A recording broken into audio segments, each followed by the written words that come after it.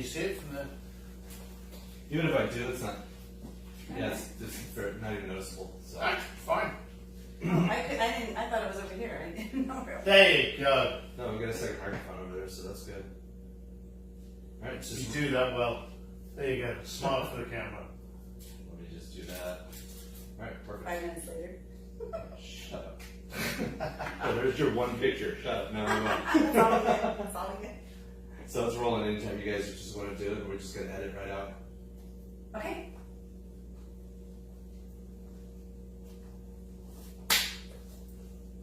Hey, this is Linda West with Living Live, and today I'm here with Steve Sims, who's written this amazing book called Blue Fishing, The Art of Making Things Happen. Really, Steve? I know you use different words than things. How did you come up with things? Well, we had, we actually did come up with how to make shit happen, but it was funny. It was a subheading. We didn't have the name Blue Fishing, but Okay. when we were first coming up with the premise of the book, it had to be kind of like, how do you make things happen? How does shit get done? And so there's all these little subheadings that were supposed to encourage us how to do the book, but it worked out pretty well in the end, because I think if we wrote a book that said, sit on your ass and it will happen for you, no one would have bought the book. Or sadly, the wrong kind of people would have bought it. The ones that would actually sit on their ass and yeah, expect so things we to happen. needed to make sure that people realised that they gotta make things happen. Can I put that? Let's put that over here. Yeah, that bike there. That's an extra special bike. I don't know if we got the camera kind of look over at this bike here, this Norton bike. You want to tell us a little bit about this thing? Well, this thing kind of it turned me on, and motorcycles, and for anyone that likes cars, is probably similar. But if it doesn't excite and probably scare you a bit, then you don't want to know. But the reason I liked this bike was because they called it a naked. So they did all the weld and they did all the craftsmanship on it. And then the people that did all of that, they didn't want to basically hide all of that by covering it with powder coat and black. And this bike, when I first saw it, and I don't want to get too philosophical, it And don't start crying. Don't start crying. I beg your pardon. It actually summed up me and some of the people that I absolutely love. Would you say that would be rough and not covered? Yeah, you see, Yeah. the good thing is, the scars that we have, Yeah. the pain that we went through, they make us who we are. Why should we cover it with a brilliant suit? We should be able to turn around and go, hey, I got this scar because I was fighting cheaters, and I got this because I fell off a cliff because I now know not to stand too near the cliff edge. All of these things that we learn through life and get scarred by, that make us who we are. I feel sorry for those people that go through life and actually don't have any scars. So when I saw this bike with all of its welds, and it proudly displayed them, I was like, this bike's got to be here. And this is the third one in America, so that was number 2. So it's quite a little rare thing. It's fantastic. I love it. And let's talk about this. That kind of leads to authenticity. I want to know what you think of, because it's the buzzword now, right? I knew you would. Yeah, And then tell me why. Makes me cute. So authenticity is like giving someone a badge of honor because they breathe. It should be something that you are just who you are. You are authentic. So I hate authenticity. It's very similar to kind of like crush it and 10x and the word of the month. I'm a great fan of the word transparency. I know there's a fly trying to kill We're us. just being transparent. There's a Yeah. fucking fly flying over here, and we're going to kill that sucker. We are. But it's a fan. Yes. I'm a great believer in transparency. I want people to be who they are, warts and all, scars and all, and then you can make a decision. When someone's that transparent, you can make a decision if you relate to them, if you want to resonate, if you get on with them, and that you can go, well, okay, I can see through all the layers, there's nothing in your back pocket, there's no knives in your hand, now I can relate to you. But authenticity is something where someone's trying to put something on. The classic one I hate is people run out there, especially speakers nowadays, so I'm speaking to you speakers. It's these arseholes that run out on stage and they drop the F-bomb as much as they can to try and You know who you are. You know who you you're are. talking about. So, saying fuck doesn't make you authentic. And it just bothers me. So I want people to be more transparent, who they are, and stop trying to be who you're not. It's such an interesting topic for me because I've been going through a lot of changes in my life just these last 3.5 years. And during the process of going through this change, I've gone through the becoming authentic because I've learned who I am. I didn't know who I was before. I always did for others Yep. my whole life. So now, like, I've learned who I am, and then when I discover who I am, I start sharing who I am, and then I get these people saying, well, you can't do this, you can't do that, and I'm like, so I'm getting like in my head that this fight of being authentic or not. So what do you say to people that are going through that, to just like buckle down and say, screw them? We listen to the wrong person. Okay, you should always listen to yourself. See, here's you've got to work on the battery effect. Okay, The battery. the battery. Okay. A power battery. Okay, Okay. you've only got 100% of the battery. Okay, Okay. how much of that are you willing to use pretending to be someone you're not? So when I'm in a relationship, Which takes more energy. takes loads of energy. Yes. So whenever I'm committed to consulting with a client, working on an experience for a client, building up a relationship, I want to give all my 100% to that. Mm-hmm. I don't want to use 30% trying to be someone that you may resonate with. That's bullshit. Yeah. So I'm a great believer it takes zero effort to be you. If anyone wants to kind of kick dust on that, they shouldn't be in your circle. We spoke about auditing your Yep. circle before. Yep. Anyone that's going to naysay you, get the frick out of here. Just focus on being you, and then you've got free reign, free expression, no stress, no energy being taken up, trying to be somebody else. Now you're in place. So I'm a great believer in just be you, don't listen to the naysayers, because 9 times out of 10, those naysayers are trying to hold you back, because if you go forward, it exposes their flaws. And they don't actually want to be shown up. They don't want the kid that can't do it to prove them wrong. So, That is so interesting, because society today, society is so judgmental. And so I think that's where the dichotomy comes in. Like you want to stand out, but you don't want to stand out too much. Because if you stand out too much, you're seen as this way. If you don't stand out enough, it's just crazy. it's a target. Yeah. We're all living in an Insta-perfect life. I have yet to see someone post on Instagram a red letter bill. Or, a missed payment on their mortgage statement. You don't do it. You go to a party, you take some pictures, the fatter you are, the higher up you take the pictures. Yeah. All of this You crap. don't your double chin showing. Yeah, all of this shit goes on, and we try to not expose the normality.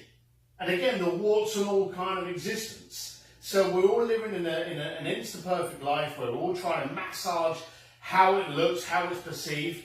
I'm a great believer in going, look, the bottom line of it is there's not a single entrepreneur, me 100% included in that, but also some of the most powerful people in the world that I know that have not missed payments, wait until they've got that second red letter bill, cash out their credit cards to pay the staff, all of these things, sat there at night trying to work out if you can phone, who you can phone and borrow money to keep the lights on fire. I'm going to phone a friend. Yeah, phone a friend.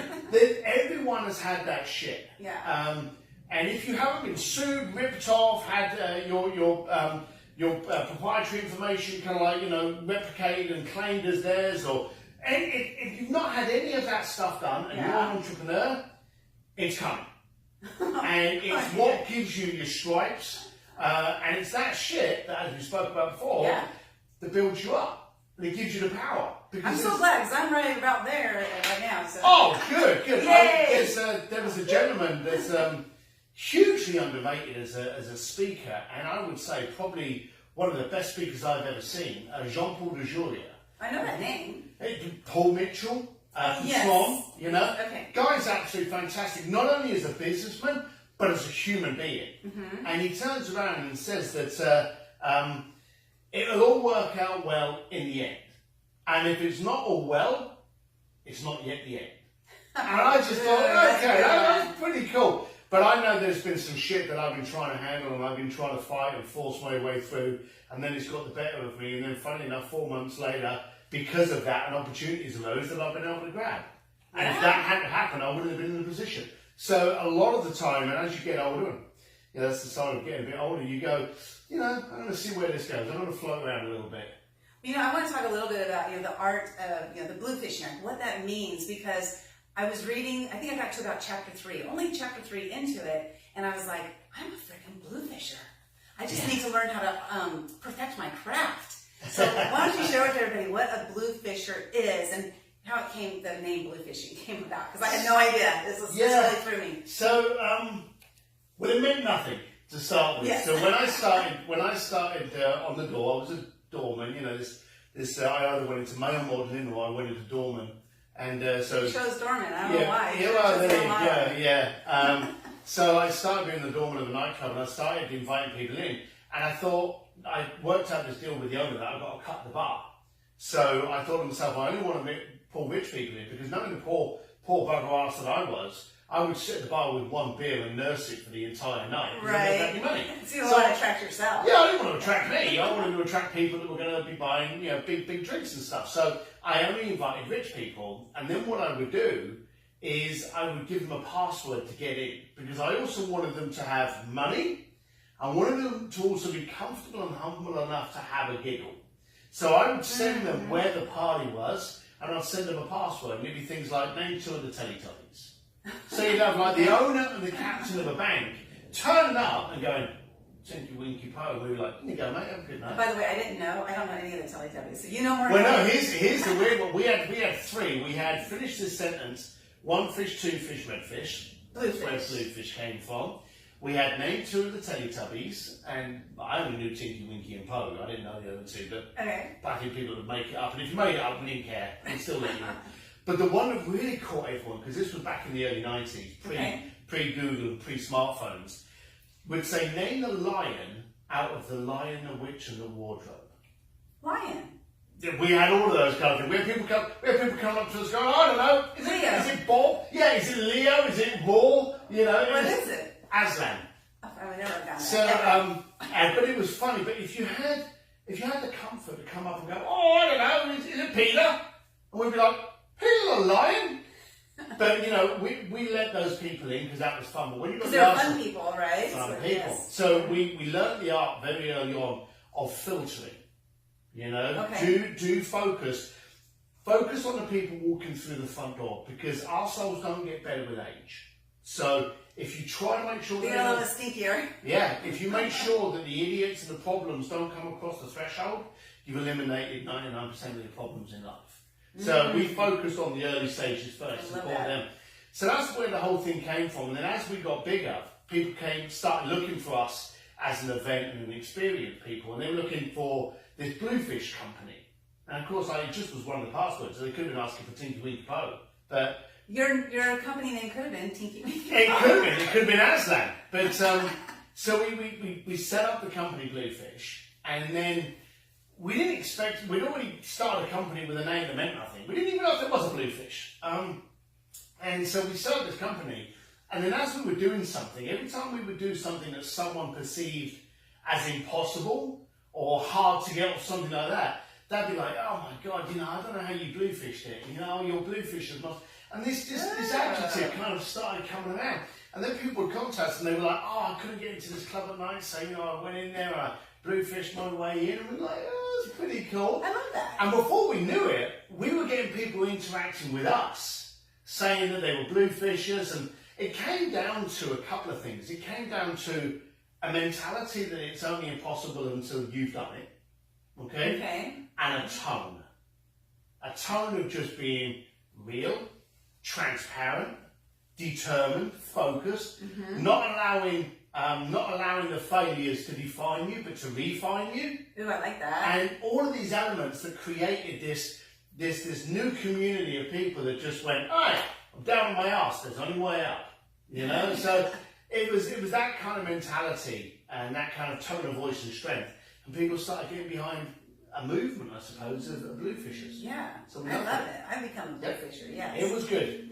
And so, are you able Sorry, I've got my phone here. Just slide it to the. There you go. There you go. Would you be able to define the best bluefishing experience you've had? Because you've done some really amazing Well, we've done everything things. from sending people down to the Titanic. We had people ask us to get married in the Vatican by the Pope. Drum lesson by Guns N' Roses. Sing on stage with our favourite rock band. Journey. Journey. Guitar lesson was ZZ Top. Yeah. Just a whole host of things that have gone on. one of the biggest ones that a lot of people knew about was when we took over an entire museum in Florence and set up a table of 6 at the feet of Michelangelo's David for dinner, and then halfway through dinner we promised the client a local entertainer would serenade them. Right. What he didn't realise was I'd got hold of Andrea Bocelli to come in and actually serenade them. Nice. That was cool. One of the most impactful was when we set up a anniversary for a client of ours, and every year they had done something very expensive, and they had sipped champagne sitting on a mound of diamonds, and they'd done all this miraculous stuff. Flown to Paris for one night just for French cuisine. Okay. So we've done all of these wild and wacky things, and then to celebrate one of the iconics, I think it was the 20th, we actually recreated the first time we met her with a picnic rug, a little picnic hamper, and a boombox that Run DMC would have been proud of. Mm-hmm. And the whole thing cost $1,600. Clearly one of the cheapest things we'd ever done. But because the attention to detail was there on this monumental anniversary, she just fell apart. So that was the most impactful. Awesome. So we learned very early on that the impact and the memory is very, very seldom related to the checkbook. And if you just focus on the detail, you can accomplish amazing, impactful, memorable events if you pay attention to the details. Now that was an interesting one because that was $1,600, so it was the cost-wise the least expensive. Well, it was only done. $1,600 because we had to buy 3 boom boxes. You know, because But we they're $500 each now. we couldn't get the bloody things to work, and so then we had to go and buy another one. So if we hadn't, and here was the daft thing: once we found one that actually worked, we then realised we couldn't record anything onto the cassette because 1, we didn't have any cassettes, and 2. None of the apparatus we've got on computers now, none of it would fit in these bloody things. So we had to get a cassette, send it off to a studio to actually record. So the That's where the price, expense came in. yeah, I think his expense to do that was probably down near the price of the boombox. So it was ridiculous. But if we hadn't had to have bought, if we hadn't bought 2 dodgy boomboxes, I think he probably could have been at like $1,200. Oh man! But no, he came to you to do that. And here's this guy who does all this amazing stuff, and he came to you to do that task. He could have had anybody do it, a family member, So, but he came to you, so that's really awesome. Shows the relationships. Yeah, it is. In relation, I've been a great believer that screw Bitcoin. The greatest return on investment is relationships. And you talk all about that in the book. It's like it's really, all relationships. It's about building those relationships. Yeah. Share with us how you build a relationship when you go to a hotel.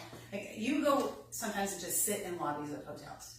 I do. Why do you do that? What made you first do that? So I want to experience as much as I can. So for the person out there that says, "Hey, I want to buy a Ferrari," okay, great. This Saturday, get up, go to your local Ferrari dealership, and sit in a Ferrari. Okay. Now you're one step closer to your goal. And when I didn't have a lot of money, and I was still traveling around, I wanted to stay in these 5-star hotels, but I couldn't afford to. Right. So I would go and sit in the lobby, and I would order a cup of tea, or order a cup of coffee, or something like that, or even a whiskey if I could afford it, in this 5-star opulent hotel, because now I'd experienced a bit of it. And so I wasn't a newcomer, so I would try that so many times, and then I would go into the hotel and I said, "Look, I'm coming back in a couple of months' time. I'd like to see one of your rooms." And I'd go and see one of the rooms. And then the next time I'd come back, I'd go to a hotel and say, "Hey, I'd like to see the penthouse." So now I'm experiencing. So I can say that throughout New York, I've probably been in 200 penthouses, of which only maybe a third of those or less I've actually stayed in. But I've been there, so I can see and experience and feel, okay, this is what the Mandarin Oriental's like, this is what the Drake's like, this is what the Mandarin's like. Go around these different places and get a feel of these different things. So I love to sit in there. I also love to be a fly on the wall and just watch the world go on. And one of my little tips is that whenever I go into a hotel, I go up to the concierge and I ask them for stationery. And I say to them, I'm going to write a few notes, I need some envelopes and stationery. They will give you that. Okay. They want you to. It's They want you to, yeah, promotion. Yes. And so they say, "How many do you need?" And I've got in there and I've asked for anything up to 1,000. Oh, wow. Yeah. No, I've gone big. Usually I'll only do that if I'm staying in one of the rooms. But I've gone there and said, I need 20. You get 20 envelopes, you get 20 stationery. And then you go back, you've got your cup of tea coming, you're sitting in the lobby of this hotel, and you write down a little note in there, and you go, hey Linda, we haven't spoken for ages, give me a call, we really need to connect again. You know, put your phone number on there, whatever. Fold it up, put it in the envelope, handwrite the envelope, and then when you get back, you know, just post them out. Yeah. Okay? But the funny thing is, you'll get an envelope, and it's got like the Drake Hotel emblem on it, New York City, and you'll be like, who do I know in the Drake? Exactly, yeah. So curiosity's got you. You're now opening it up. You can see that it's actually handwritten, okay, because of the indentation. When you fold something, it's not like a fulfillment center where they crease it so that you can cut it. Oh, make sure it's askew? Yeah, so when it's folded, you can feel it's a bit squishy. So it's obviously a human being that's done this. But here's the real thing. How many fingers does it take Put a to kiss on it? Yeah, put a little kiss. How many fingers does it take to delete an email? My elbow. Yeah. Bingo. One So finger, one. yeah. How many fingers did it take to open up an envelope? All 10. Bingo. So I've now got you 100% committed and Yeah. engaged. You've got sound, because you're ripping this. Joking aside, I went to Japan during blossom season, cherry blossom season. We bought some perfume, put a bit of perfume in every single that resembled the cherry blossom. So when you opened it up, you got the whiff of this cherry blossom. Oh, wow. On the front of the envelope is from a hotel in Japan. So I'm now hitting all of your senses. Yeah, the sensory, yeah. And you're like, what the hell? The anticipation. There's only a little note in there going, hey, Linda, we haven't spoken for a while, but by that time you're already committed. Both hands are, you are not, for a start, you can't delete that letter, okay? And you are not focusing on anything else, because I've got every single part of your senses, the touch, the feel, the sight, and the smell. And it cost me a stack. Right, you didn't even pay for the stationery. I didn't even pay for the stationery, no. What's cool about that is that, I don't know if you know this, but a lot of times people will keep those notes. Yeah, I do. Because they yeah. don't want to throw that away. Yeah, And it has yeah. nothing to do with what the note says. It's just the sentimentality that somebody sent me, took time and sent me that Yeah. note. How can I throw that away? I kept a note for 7 months once. Yeah, I've been into clients' rooms and I've noticed that the envelope's there. And I said, and they were like, yeah, I had a client that liked the cherry blossom perfume. And we've done some silly things, you know. One of the annoying ones is when there's like a celebration, when they got a job promotion or there's a child or something like that. Those little silver and gold little flakes. Yes. You get them, you just put some of them in the envelope, so when they open up the envelope, it goes all over the bloody trousers. And you're like, congratulations! And there's all these bloody balls going. Steve. Yeah, but they are. But it's what you're trying to do in any relationship is create a reaction. Right. A reaction and emotion. If I just showered you with glitter because I'm congratulating you on your job, and you're stood there going, that bastard Sims, I got a full on reaction. I've made you stand up, and I've got you fully committed for that moment. So those are the keys. Be fully engaged in any relationship you've got. Because just like I just pointed out, I kept, one note for about 7 months, and I remember who wrote it and everything, even when I got rid of it. And actually, somebody did put glitter in my purse once, and it took me a while to finally get the last piece out. Oh, it's annoying. But I always remember who did it, and every time I saw another piece, I chuckled. Yeah. So that's the point, right? Is you just keep the relationship going through whatever it is. You think of different things. So what do you see that's next for Bluefish? So, Bluefish is still doing what it does. It looks after spending wealthy people's money and giving them amazing experiences. We openly say we don't give clients anything other than a cool cocktail story and a great memory. But the whole book's done well. I'm doing a lot more consulting, doing a lot more speaking gigs, doing a lot more personal one-on-one training. So my life is just packed, and as we were talking earlier, it's been quite exciting where I've gone from very much of an unknown, but to only like millionaires and billionaires on the planet to... He started off as a bricklayer. Oh! So we don't want anybody to think that he started off this way, because he did not. He's a freaking bricklayer. I was a whiskey drinking British biker, and I'm 51 years old, and there's no difference. Yes. My Rolodex is quite nice, but the fact is I've gone full circle. And I like the idea. I like the spelling myths. I like people going there. I love it when I hear someone start with, oh yeah, you're only doing that because you, and I'm waiting. You know, what are you going to tell me? Right. That's the excuse Right. that I'm here with the Pope or that I'm here with Elon Musk. You know, what is your lame-ass excuse that you've spent hours conjuring up, which is a great reason and amplifier for you failing? And they can't come up with it. So Exactly. I like that. I love it. So, is there any advice that you could give to people that coming up with those excuses? How do you tell somebody like stop it? You don't. Will Because they continue? You think they'll continue? And they probably will. You know, it's the sheep and lion kind of effect. Sean Whalen there. I'm a great believer that those people that are going to sit in a corner and tell you that you can't do it, just find a different corner. Move away from those people because you're not going to change them. They don't want you propelling into something fantastic because it's going to validate what a failure they are. They don't want you succeeding, so stop hanging around with them. So if I've got a lot of people around me that have got excuses, right, that's your makeup, that's you, you're not going to be in my circle anymore because I need people that can lift me and elevate me and help me and challenge me, not people that are going to be a weight. And so make sure you surround yourself with the people that can do that. I love that. And we were talking about fishing and the weight.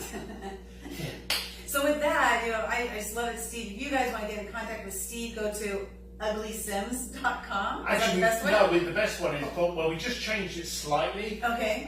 It's steveDsims.com. So Steve, and then D for dog, and then Sims, SIMS.com. Is that your middle name? Well, not my middle name, is my middle initial. It stands for, you know, debonair, drunk, disorderly, whatever you like. And dog. Make it up. Yeah. There you go, steveDsims.com. So you guys check him out. He's absolutely amazing. If you want him speaking at your events, reach out. Thank you very much. Thank you. It's awesome. Okay. Oh, that's amazing. Good? Yes, but That now was let's see what time hilarious. is it. Do I still have time? Yeah, we got 12:15. Awesome. Okay. Right, so your about- phone actually rung halfway through. We had to, I did the slide, so I don't know if we caught it up on the... over that We're still recording. Oh, good. Ah, good, so you got the recording. Cool. Oh, and then I want to do, Should we open up the door? Get some yes, fresh air? yeah. What? Let the flies out?